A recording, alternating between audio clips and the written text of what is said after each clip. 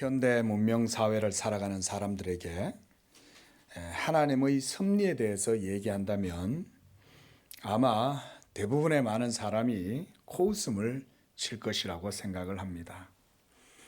하나님의 섭리는 고사하고 하나님의 존재마저도 부정하는, 불신하는 사람들에게 무슨 신의 섭리와 같은 그런 씨알도 먹히지 않는 얘기를 하냐, 아마 이런 소리를 들을 것입니다. 저는 이런 현상이 현대 문명의 이기에 사로잡혀서 물질적인 것 이외에는 가치 판단을 하지 못하는 바로 인간의 영혼의 상실 때문에 그렇다고 생각을 합니다. 인문주의자들도 인간 영혼의 문제에 대해서 고민을 하긴 하지만 그들은 궁극적인 처방책은 제시하지 못하고 그것에 대해서 고민을 하다가는 결국 허탄한 자구책에서 스스로 벗어나지를 못합니다. 그러나 사람이 마음의 문을 열고 본질적인 것들을 조금만 생각해 보더라도 하나님의 존재, 신의 섭리, 만사의 원인 또는 이 만물의 질서와 조화 그리고 운동력 이런 것과 같은 것이 우리 인생들의 삶에 있어서 얼마나 영향력을 미치는지를 생각을 해본다면 누구라도 충분히 납득하고 이해할 수가 있지요. 그러한데도 불구하고 현란한 오늘날의 과학 문명과 또 인간이 이룩해 놓은 사회와 문명 이런 것에 대한 현란함에 매혹이 되어서 사람들은 본질적인 것이 무엇인지를 생각하지 못하고 살아가는 그런 시대가 되어버렸다고 봅니다. 그래서 사도 바울은요, 이미 2000년 전에 그 고린도 사회와 그 지역 세계들을 향해서 이렇게 복음 전도자로서 해석을 했어요. 고린도후서 4장 3절에 그는 이렇게 말합니다. 만일 우리의 복음이 가리였으면 망하는 자들에게 가리어진 것이라. 그 중에 이 세상의 신이 믿지 아니하는 자들의 마음을 혼미하게 하여 그리스도의 영광의 복음의 광채가 비치지 못하게 함이니 그리스도는 하나님의 형상이니라. 이렇게 말했어요.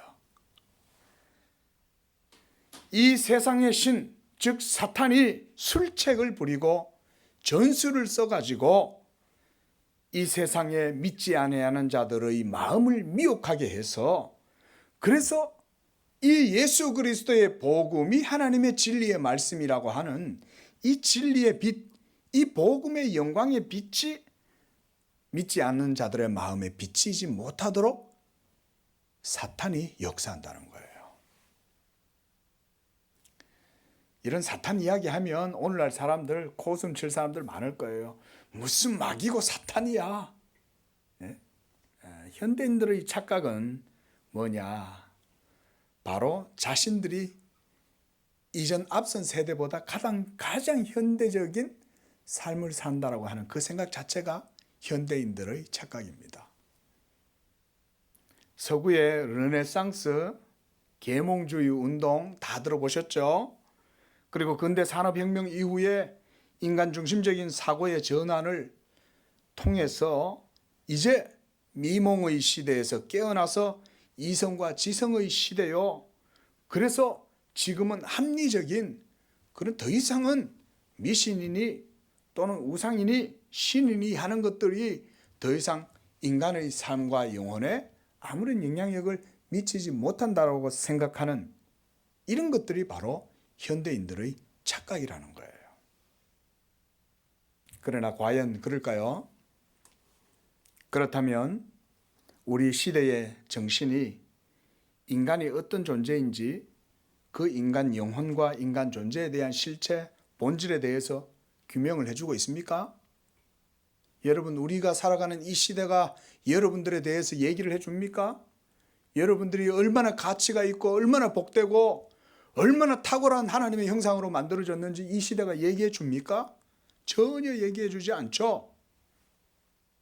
여러분, 여기에 사탄의 전략이 있는 거예요.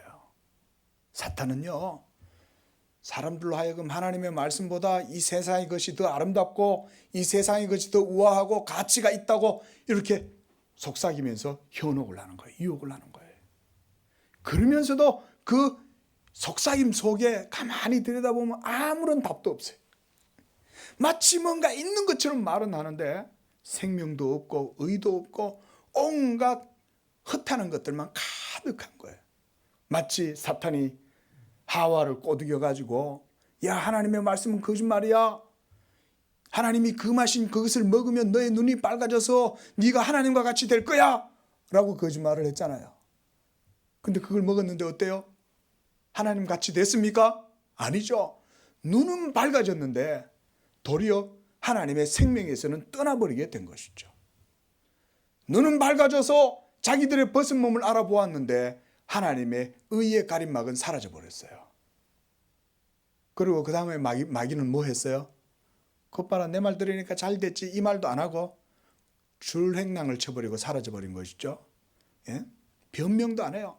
잘 됐다 이러면서 내가 너희들을 하나님한테서 떼놓고 너희들을 수치스럽게 하고 하나님의 영광을 너희에게서 뺏어버리려고 내가 그런 거야. 사탄은요 그 정도 수준밖에 안 돼요. 그러나 눈앞에 보여주는 것은 어마어마하게 화려하게 보여주는 거예요. 예수님을 유혹할 때도 사탄은 얼마나 화려하게 예수님을 유혹합니까?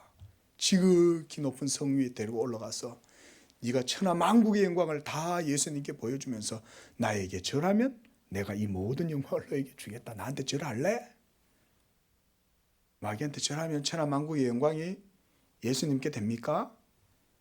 그런 것을 통해서 하나님의 말씀이 성취되지 않는다는 것을 예수님은 알기 때문에 사탄의 유혹에 넘어가지 않았던 것이죠. 사탄은 유혹을 하지만 보증은 하나도 없어요. 전부 다 거짓말인 거예요. 바로 우리 시대의 정신도 여전히 우리에게 아무 답을 주지 못하지만 하나님의 존재는 믿으려고 하지 않아요. 아무도 인간 정신, 인간 영혼의 본질에 대해서 그 실체에 대해서 얘기해 주거나 해답을 주는 사람은 한 사람도 없습니다. 가만히 보세요. 가만히 생각을 해보세요. 심지어 철학자, 문학가, 역사가, 사상가들이 이런 역할을 해줍니까? 그들은 이런 본질적인 문제들을 해명해 주지 않아요. 조금도 해주지 못해요. 물론 철학자들이든 사상가들이든 이런 사람들이 나름대로 삶 속에서 연구하고 발버둥 치고 그런 문제의식 속에서 고민을 하기는 합니다. 그것은 높이 살만해요. 고민하는 것. 아무리 문명의 이기가 발달이 되어도 우리 영혼의 혼돈과 어두움, 이 근원적인 문제를 해결해 주지는 못한다는 것입니다. 그렇다면 과학 문명이 인간의 본질을 규명해 주느냐? 그것도 아니죠. 과학이 발달하는 것도 알고 보면 자본가들의 지배에 의해서 그들의 이익을 위해서 이루어지고 있고 그 속에서 개인은 마치 부품처럼 소모품처럼 그렇게 그냥 이 현대사회 속에 살아갈 뿐인 것이죠. 그리고는 거대 기업들이 가져다주는 어느 정도의 혜택을 누리면서 그 속에서 그냥 안주하고 살잖아요. 좀 월급 좀 더 받으면 조금 더 행복지수가 올라갑니까? 겨우 이런 것을 기준으로 해가지고 내가 월급이 적으니 나는 불행하고 월급이 더 많으면 행복하고 이런 도식 속에서만 사람들이 살잖아요. 얼마나 여러분 참 인생들이 그런데 매여서 살아갑니까?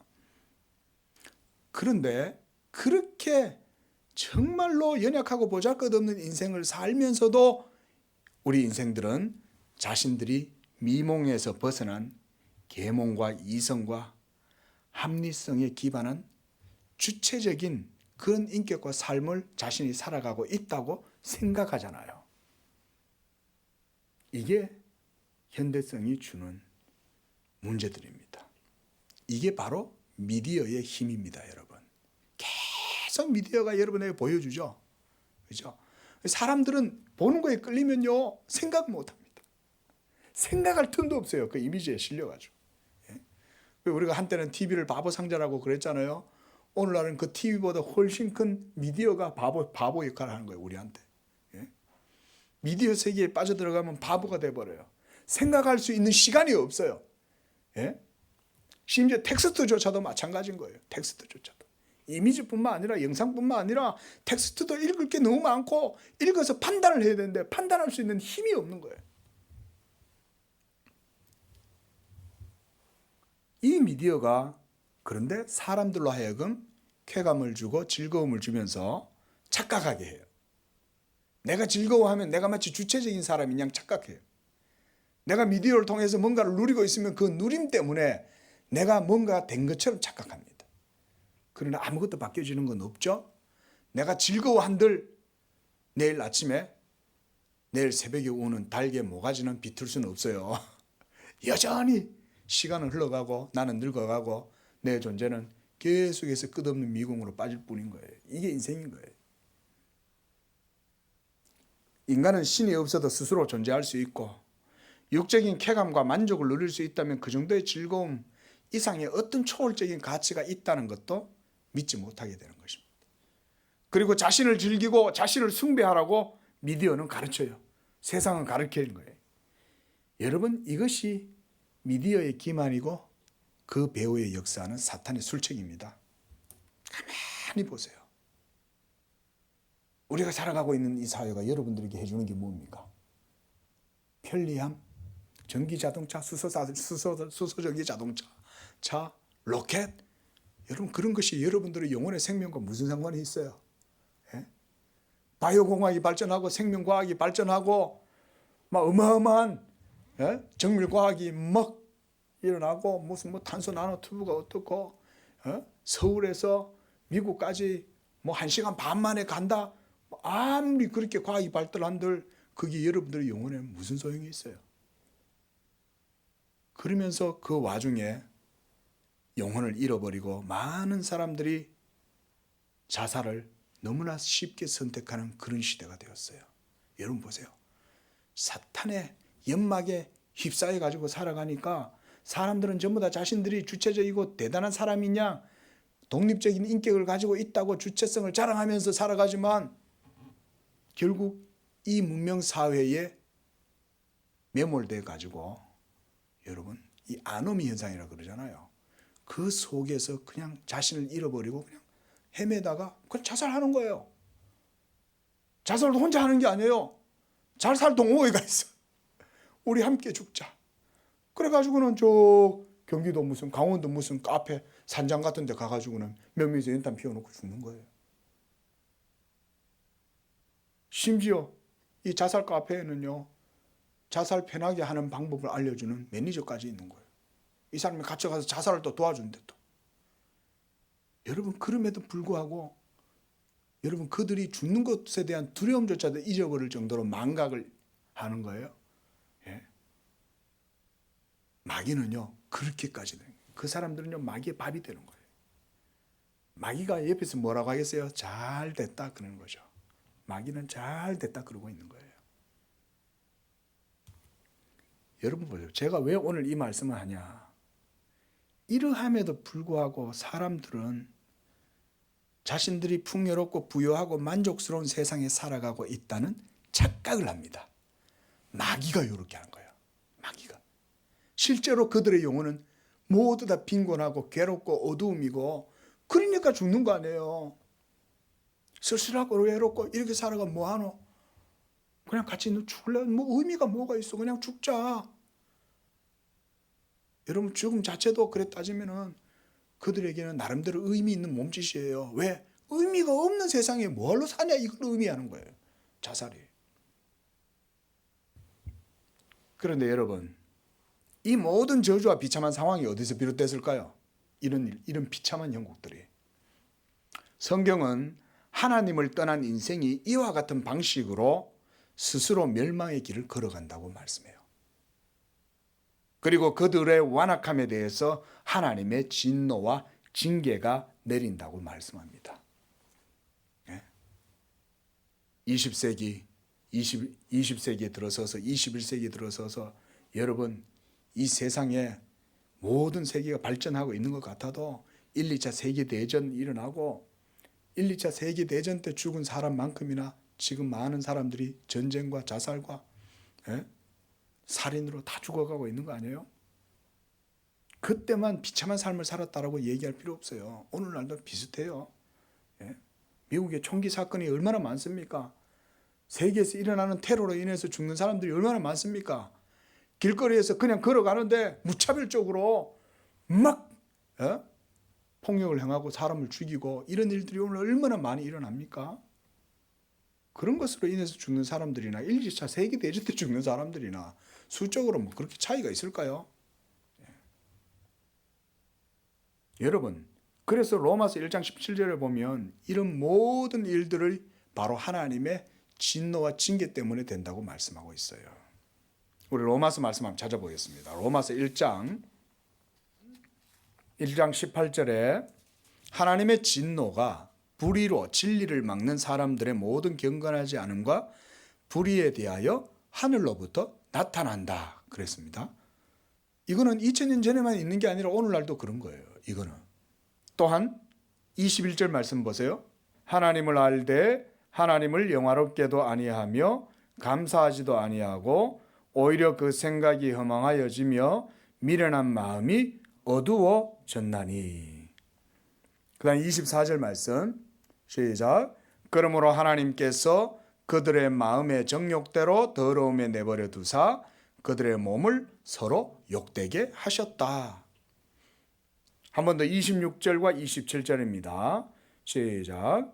이 때문에 하나님께서 그들을 부끄러운 욕심에 내버려 두셨으니 곧 그들의 여자들도 순리대로 쓸 것을 바꾸어 영리로 쓰며 그와 같이 남자들도 순리대로 여자 쓰기를 버리고 서로 향하여 음욕이 부릴 듯하며 남자가 남자와 더불어 부끄러운 일을 행하여 그들의 그릇 때문에 상당한 보응을 그들 자신이 받았느니라. 오늘날 동성애 때문에 우리가 많이 지금 우리 사회가 이것 때문에 지금 문제가 되는데 여러분 2000년 전이나 지금이나 사람은 똑같아요. 2000년 전에도 게이, 동성애자, 레즈비언들 다 있었어요. 오늘날 사람들만 있는 게 아니에요. 모든 시대의 사람들 속에 이와 같은 성적인 욕망은 다 있는 거예요. 그 성적 욕구를 그저 남자만 여자만 아내를 통해서만 채울 수가 없는 거예요. 너무나 성적 욕망이 막 어긋나게 뻗쳐나가니까 이제 동성을 향해 가지고 막 뻗어나가는 거예요. 그 동성을 향해서 뻗어나가니까 그걸 인간들은 뭐라고 말해요? 내 성적 지향성이다 그러잖아요. 뻗어나가니까 지향성이라고 그러는 거예요. 예? 말이 좋아 지향이지 그게 무슨 지향이에요. 그릇된 본성이 욕망이 그냥 그렇게 성적인 탐욕을 부리는 거 외엔 다름없잖아요. 예? 여러분 이렇게 하나님을 떠난 인생은요 자신 스스로 결코 바르게 설 수 없습니다. 그렇다면 이렇게 비참한 인생들의 상태를 치유하고 회복시키는 방법은 무엇일까요? 이게 이제 중요하겠죠. 그것은 바로 하나님을 인정하고 하나님께로 돌아오는 거예요. 모든 세대는 하나님 앞으로 돌아오면 치유가 돼요. 회복이 돼요. 그래서 사실 하나님께 대한 이 단순한 믿음, 하나님이 살아계신다, 그래서 하나님께로 돌아가야 된다 라고 하는 이런 믿음만 있어도 여러분 사탄의 이 모든 연막전, 기만술 이런 것들은 단순간 안개처럼 다 제거할 수 있어요. 하나님께만 돌아오면 돼요.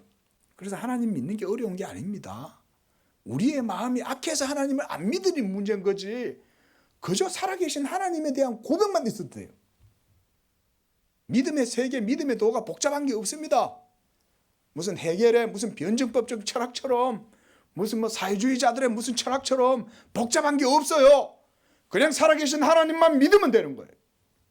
하늘의 하나님, 살아계신 하나님에 대한 믿음만 있다면 지금 앞에서 나열한 인류의 이 모든 비참한 결과를 이끌어냈던 모든 것들은 싸그리 다 제거돼요. 이렇게 믿음의 도와 믿음의 세계는 간단한 거예요. 복잡하지 않습니다. 그러니까 결국 인생들이 역으로 보면 하나님한테로 나오기 싫어가지고 지금 저러고 살고 있는 거예요.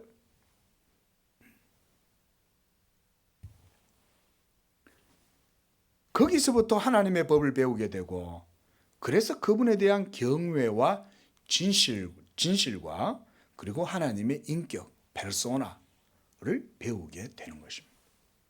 하나님이 있음을 믿기만 하면 돼요. 그러면 인생의 모든 윤리, 인생의 모든 삶의 기초가 거기서부터 새롭게 다 세워져요. 하나님이 없어서 모든 문제가 되는 거예요. 어려운 철학을 몰라서 그런 게 아니에요. 어떤 승려들처럼 막 면벽하고 일평생을 뭐 도를 안 닦아서 그런 게 아니라니까요. 제발 현대인들이요, 성경을 펼쳐서 들고 읽으시기 바랍니다.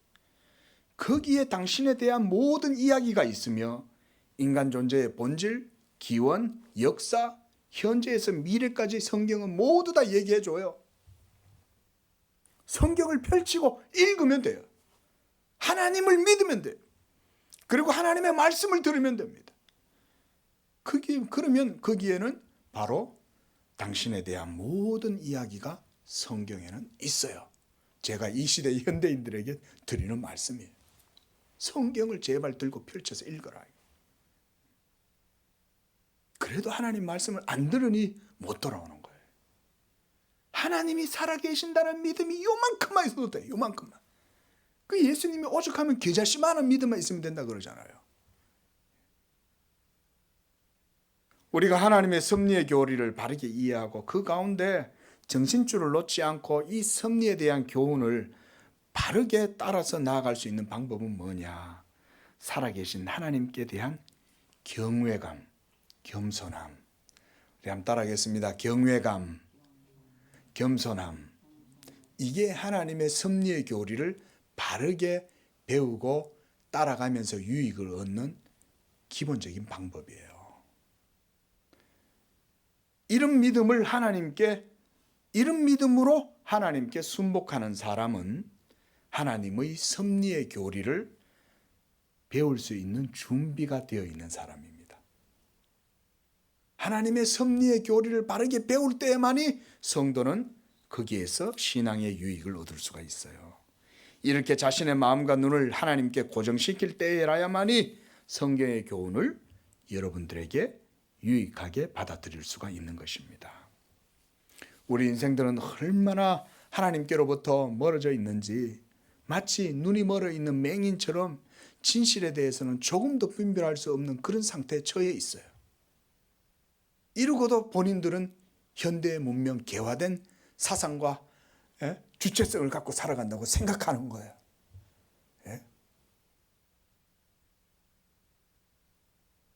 얼마나 사람들의 생각이 가벼운지 몰라요. 생각이. 섭리에 대한 교리를 살펴보고 있는데 여러분, 이것은 성경에서 너무나 중요하고, 그래서 성경은 하나님의 섭리에 대한 증거들이 차고 넘쳐나요. 그리고 하나님의 섭리의 역사를 당연하게 성경은 언급합니다. 우리가 성경 속에 기적의 내용들이 너무나 많이 나오잖아요. 그죠? 그런 기적들을 보면 사람들은 먼저 무슨 생각하냐면 이게 내 이성과 내 사고방식이 안 맞아. 내 경험이 안 맞아. 그러니까 이게 이상한 거야. 하나님이 뛰어나고 위대하다는 생각을 해야 되는데 내 이성과 경험이 안 맞으니까 이거 뭔가 좀 잘못된 거 아니냐는 생각을 하는 경향이 많아요. 아니죠. 오히려 성경 속에 그런 기적이 없다면 우리는 성경을 믿을 필요가 없는 거죠. 그렇죠? 맞죠? 그런데 우리가 왜 하나님을 믿어요? 능력도 없고 역사도 없고 자기 마음대로 모든 일들을 하지 못하는 하나님이라면 우리가 뭐 하려고 그런 신을 믿어요? 예? 그런 신이나 저 가가지고 절간에 가가지고 우상한테 절하는 거랑 뭐 다를 바가 뭐 있어요? 예? 내가 원하는 대로 움직여주는 신이라면 그게 참 신이냐 이거예요. 제가 예전에 막 그 신앙 논쟁을 할 때 있었어요. 전도사 때. 어떤 사람이 그러는 거예요. 하나님을 보여봐라. 그럼 하나님 보여주면 믿을래? 너 하나님 보여주면 눈에 보이는 게 그게 하나님이냐라고 그럴 거 아니냐. 그랬더니 아무 말을 안 하는 거예요. 응? 하나님을 보여달라고 그래요. 하나님을 보여주면 하나님은 안 믿어요. 왜? 눈에 보이는 게 뭐 하나님이냐. 그때는 또 일어나오는 거예요. 오히려 하나님은 보여주려고도 안 해요. 그냥 하나님은 하나님 뜻대로 행동하시고 하나님의 능력과 하나님의 뜻대로 모든 일들을 그냥 행하실 뿐이에요. 그게 우리의 눈에는 기적처럼 보이는 거예요. 그런데 여러분, 하나님은 어떤 분입니까? 하나님은 하나님이세요. 하나님은 하나님이에요. 우리가 읽은 오늘 본문도 그런 얘기 아닙니까? 제가 레위기서 10장 23절 말씀을 가져왔지만, 여호와여 내가 알거니와 사람의 길이 자신에게 있지 아니하니 걸음을 지도함이 걷는 자에게 있지 아니하나이다. 걸음의 지도함이 걷는 그 사람에게 있는 게 아니라는 거죠. 누가 지도한다는 겁니까? 걸음은 여러분이 걸어도 하나님이 여러분들의 걸음을 지도하신다는 거예요. 잠언서 16장 말씀도 그래서 제가 가져왔습니다. 1절 말씀에 마음의 경영은 사람에게 있어도 말의 응답은 여호와께로부터 있느니라, 나오느라. 사람이 마음속으로 내가 오늘은 이렇게 해야지 플랜을 잡고 이렇게 해갖고 뭔가 실행을 해보려고 여러 가지 계획은 세웠는데 시작을 하고 막상 일을 해보니 그 일이 되는 것은 자기 생각대로 되는 게 아니라는 것이죠. 예? 내가 뭔가 모사를 아무리 세워도 그 일이 성립되는 것은 하나님이 하신다는 거예요. 믿으시기 바랍니다. 그런 게 여러분 예수 믿는 사람들의 믿음인 거예요. 오히려 그렇게 되는 게 정상입니다. 제가 철이 들기 전에 저는 한 가지 이런 생각이 있었어요. 인생을 살아보니까 이상한 거예요. 예? 이상해요. 뭐가 이상하냐? 분명히 내가 생각해가지고 이렇게 해보면 그게 될 줄 알았는데 안 되는 거예요, 이게. 그 나중에는 어떤 경향까지 생기냐면 내가 생각해서 행동하면 반드시 안 된다는 이런 논리가 내 속에 생기는 거예요. 여러분들은 어떠셨어요? 저는 한참 때 그런 생각을 했어요. 내가 생각해가고 하는 거는 무조건 안 된다. 그래, 하나님은 무조건 내 생각하고는 반대다. 제가 나중에 그거를 눈치를 챘어요. 내가 하는 모든 거는 무조건 하나님이 아니라고 그러시는 것 같아. 그때는 그걸 받아들이기가 어려운 거예요. 그러나 설마 이런 생각이 들잖아요. 아니, 왜 내가 생각하는 건 모든 마다 하나님은 다 아니라고 하시는 거지? 근데 나이가 들고 하나님 말씀을 배우고 믿음을 알아가고 나니까 그게 그때서는 받아들여지는 거예요. 맞다. 나는 그만큼 어리석구나. 내가 계획한 모든 것들은 내 생각대로 되는 게 하나도 없구나. 우리 성도님들은 어떤지 모르겠지만 저는 인생을 통해서 그걸 깨달았어요. 그리고 하나님이 모든 내 길을 인도하신다는 것을 믿게 되고 하나님께 맡기니까 그때부터는 마음이 훨씬 더 자유롭고 편안해져요. 그리고 하나님의 뜻 가운데 하나님이 일하시는 것을 도리어 그때부터 보게 되는 거예요. 또한 9절에서도 그러잖아요. 마음으로 자기의 길을 계획할지라도 그의 걸음을 인도하시는 이는 여호와시니라. 또한 16장 33절에서도 제비는 사람이 뽑으나 모든 일을 작정하기는 여호와께 있느니라. 이렇게 하나님의 섭리를 성경은 말하고 있어요. 제비를 뽑게 하는 거예요. 제비 뽑기를 하는데 한 8명이 서가지고 야, 누가 이거 맡을래? 그래가지고 짧은 거 한 개, 긴 거 계속 놔두고는 닦아서 뽑아. 그래가지고 하나씩 다 뽑았는데 뽑힌 사람이 딱 누가 된 거예요. 그런데 여러분, 그런 제비 뽑기도 사람이 하는 것 같아도 그 길을 통해서 이루어지는 모든 일도 작정하신 여호와의 작정대로 이루어진다고 말씀하고 있는 거예요. 바로 이런 분이 하나님 아니실까요? 예? 이런 분이 진짜 하나님이죠. 예? 내 생각과 내 뜻대로 움직여주면 그게 우리가 뭐 하려고 하나님을 믿어요. 예? 제가 이 섭리의 주제를 지금 기독교 강연을 통해서 계속 증거를 하고 있는데 여러분께 다시 한번 말씀드려 봅니다. 여러분, 하나님은 어떤 분입니까? 우리가 믿고 우리가 알고 있는 하나님은 도대체 어떤 분이냐 하는 것입니다. 여러분은 하나님을 어떤 분이라고 생각하세요? 하나님의 하나님 되심을 진정으로 바르게 인정하는 사람이야말로 저는 바른 믿음을 가졌다고 말씀을 드렸어요. 그분은 천지 만물의 창조주시요 그의 지식과 지식은 무궁하며 충만하고 아름답고 그 조화의 시작과 끝이 오직 영원전부터 하나님의 기쁘신 뜻대로 이루어지며 만물의 운행과 만물의 보존과 통치도 모두 다 그의 뜻대로 되는 것입니다.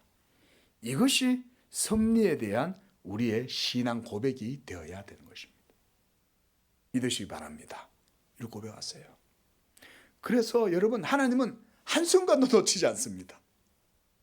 한순간도 안 놓쳐요. 도리어 모든 순간은 하나님께 달려 있어요. 우리가 불교에서는 찰나다 뭐 이런 말을 하잖아요. 예?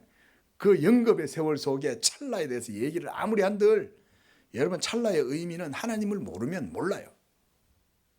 아무리 무슨 뭐 날고 기는 도인이라도 모릅니다. 절대 모릅니다. 그러나 하나님을 믿는 사람은 그 순간의 의미조차도 놓치지 않아요. 왜? 그 순간은 누구의 것입니까? 하나님의 것이잖아요. 그러니 그 하나님을 믿는 사람은 순간의 의미를 놓치지 않아요. 도리어 모든 순간은 그에게서 나오고, 그리고 모든 지속과 그리고 모든 운동들도 하나님에 의해서 이루어지는 거예요. 믿으시기 바랍니다. 이걸 우리가 믿어야 되는 거예요. 보세요. 나사로가 병들어 죽게 된 거예요. 병들어 죽는 것은 우리 모두 다 일반이에요. 누구나 병들면 죽는 거예요. 그런데 그 죽어가는 나사로를 다시금 살리는 생명의 능력을 누가 주셔요? 예수님의 말씀에서 나오는 거잖아요. 나사로야, 나오너라. 나 예수님의 음성을 듣자 이 죽은 나사로의 시신에 생명의 능력이 들어가고 죽은 나사로가 소생한 거예요. 야의 딸도 다시금 살아나고 죽은 자들이 다시 살아나요. 이것이 예수 그리스도의 복음의 능력인 줄로 믿습니다. 이게 복음의 능력인 거예요. 예수 십자가의 복음이 진정한 하나님의 진리의 말씀이라면 오늘날도 저는 이 예수의 복음에 의해서 하나님은 얼마든지 죽은 자도 살릴 수 있다고 믿어요. 정말이에요. 하나님은 하시면 하신다. 믿으시기 바랍니다. 이게 하나님의 하나님 되심을 우리가 인정하는 거예요. 여러분. 그래서 칼빈은 이렇게 말했습니다. 하나님의 섭리를 뭐라고 얘기하냐면 유일하고 불변하는 최상의 율법이 하나님의 섭리다, 이렇게 말했어요. 불변하는 최상의 율법. 한번 따라합니다. 시작. 불변하는 최상의 율법. 이게 뭐라고요? 하나님의 섭리라는 거예요. 이미 하나님의 섭리는 영원 전부터 하나님의 변하지 아니할 그 뜻 가운데에서 작정된 대로 이루어지기 때문에 불변하는 최상의 율법이라는 거예요. 이 칼빈이 이렇게 하나님의 섭리를 최상의 율법이라고 표현한 거예요. 그리고 그 섭리는 솔리드하게 딱 고정되어 있지 않아요. 그 자체가 그 속에 운동력이 있어서 계속 움직이고 변해요. 그러니까 이걸 들여다보면 우리 인간들이 이해를 못하는 거예요. 고정되어 있는 줄 알았더니 이 세계가 고정되어 있는 게 아니야. 이게 우리가 고전역학 시대의 사람들이 그런 생각을 했던 거 아닙니까? 예? 그런데 이게 양자 물리학이 들어오면서 보니까 이 세계는 고정되어 있는 게 아니라 끊임없는 지속성 속에서 운동하고 계속해서 운동 속에서 유지가 된다는 걸 발견했잖아요. 현대 물리학이. 그 속에 들여다보니까 이해를 못하겠는 거예요. 계속해서 어떤 작용이 있고 원자가 운동을 하고 전자가 운동하면서 그 속에서 끊임없이 운동을 하고 이렇게 해서 막 이 양자 세계 단위까지 들여다보니까 이 빛의 운동과 움직임이 이게 그냥 평범한 게 아닌 거예요. 고정적으로 정해져 있는 것이 아니라 항상 불규칙적이고 불확정적인 거예요. 이게 이제 불확정성이다 이런 말을 하잖아요. 물리학자들이. 근데 여러분 보세요. 그렇게 불확정적이고 고정되어져 있지 않는 이 세계가 어떻게 이렇게 질서와 조화를 가지냐 말이에요. 그게 이상하지 않아요? 예? 그렇게 고정되어 있지 않고 늘 운동하고 늘 막 작용하고 있는, 움직이고 있는, 그리고 확정적이지 않는 그런 세계 속에서 우리는 어떻게 질서와 이 조화로움의 이런 미학적인 아름다움에 대해서 노래하고 우리는 그렇게 살 수 있냐? 그래서 칼빈은요, 이러한 하나님의 섭리를 대하면서 우리가 근신과 겸손의 법칙에 의거해서 하나님의 지고하신 그 주권을 즐거워하고, 그리고 하나님의 뜻을 righteousness, 이것의 유일한 법칙이요, 만사의 가장 정당한 원인으로 간주해야 한다고 말해요. 비록 그것이 우리한테는 감추어져 있다고 해도 항상 그 하나님의 섭리에서는 정당한 것만 흘러나온다는 것을 우리가 믿어야 돼요. 우리가 때때로 보면 인생 살다 보면은 도대체 어떻게 이런 데도 하나님이 계신다고 우리가 말할 수 있냐? 하나님이 살아계신다면 어떻게 이런 일이 일어날 수 있냐? 이런 일들 많이 보잖아요. 예?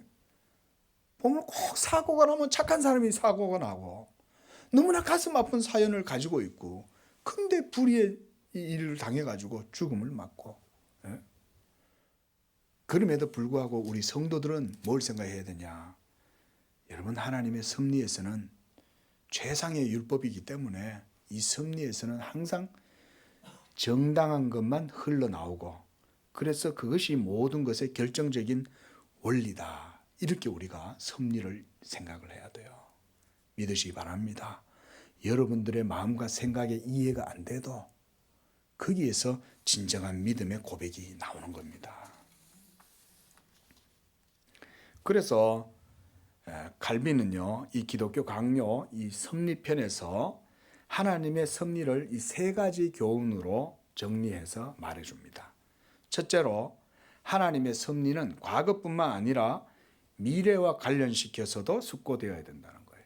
그 과거에 무슨 일이 일어났을 때는 그때 일어났구나가 아니라, 그것이 일어나게 된 그 일은 미래에 일어나게 될 일과 관련이 있는 거예요. 그래서 다 이유가 있다는 거죠, 하나님의 섭리는. 그 다음 두 번째는, 하나님의 섭리는 모든 것의 확정적인 원리예요. 그 결정적인 원리다, 이런 말입니다. 그래서 때때로 매개물을 통해, 또 매개물 없이도, 그리고 그 매개물에 역행해서도 작용하는 게 하나님의 섭리예요. 한마디로 하나님은 매이지 않는다, 이 말이에요. 물을 통해서도 여러분들의 목을 축여주실 수도 있지만, 이 물을 역행해서도 여러분들의 목을 축여주실 수 있는 분은 하나님이시다. 예? 세 번째로, 하나님의 섭리는 그의 돌보심이 온 인류에 미친다는 사실과, 특히 이 하나님의 섭리는 교회를 다스리심에 있어서 파수꾼처럼 지켜주신다는 사실이에요. 이게 여러분 또한 하나님의 특별한 섭리입니다. 일반적인 그래서 섭리가 있고 특별 섭리가 있어요. 일반적인 섭리는 자연 만물에 하나님께서 허용하신 법칙이고, 또한 특별히 하나님의 택한 백성들인 자녀들, 교회를 위한 하나님의 섭리는 또한 있습니다. 그리고 하나님께서 이렇게 부성적인 사랑으로 자비를 베푸시고, 그리고 심판의 엄정함이 모든 과정 속에 나타나지만, 그 최고의 원인들은 우리한테는 감추어져 있다는 것을 우리가 알아야 돼요. 그러지 않으면 마치 사람들은 하나님의 섭리를 이렇게 생각해요. 마치 거대한 신이 사람이 공을 갖고 유의하면서 노는 것처럼, 그렇게 인생들을 막 코너에 몰아놓고 괴롭히고 이러면서 그걸 즐기는 것처럼, 이렇게 하나님의 섭리를 악담을 하는 거예요. 이런 식으로 생각할 수가 있다.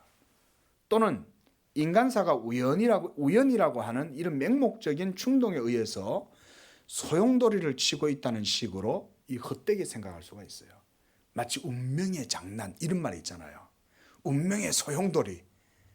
인생은 그런 게 아니다, 이거예요. 성경은 그렇게 말하지 않아요. 그래서 우리가 고요하고 평온한 마음을 갖고 하나님의 섭리에 대해서 배울 준비가 되어 있으면, 하나님은 언제나 자신의 계획에 대한 최고의 그 섭리의 이유를 가지고 계신다는 것을 우리가 알게 돼요. 그래서 특히 예수 믿는 성도들은 하나님의 섭리의 교리를 묵상할 때는 그래서 겸손, 온유함, 이런 것이 필요한 거예요. 그러지 않고서는 이 섭리의 교리에 유익을 얻을 수 없어요. 자칫하다가 사변으로 빠지고 이와 같이 믿지 않는 자들처럼 하나님의 섭리를 비방하고 조롱할, 그래서 범죄를 할 가능성이 많아요. 그럼에도 우리는 사물의 원인을 감지할 수가 없고, 그리고 우리의 관점이 미치지 못할지라도 그 모든 원인들이 하나님 안에 감추어져 있다는 사실을 분명하게 견지를 해야 합니다.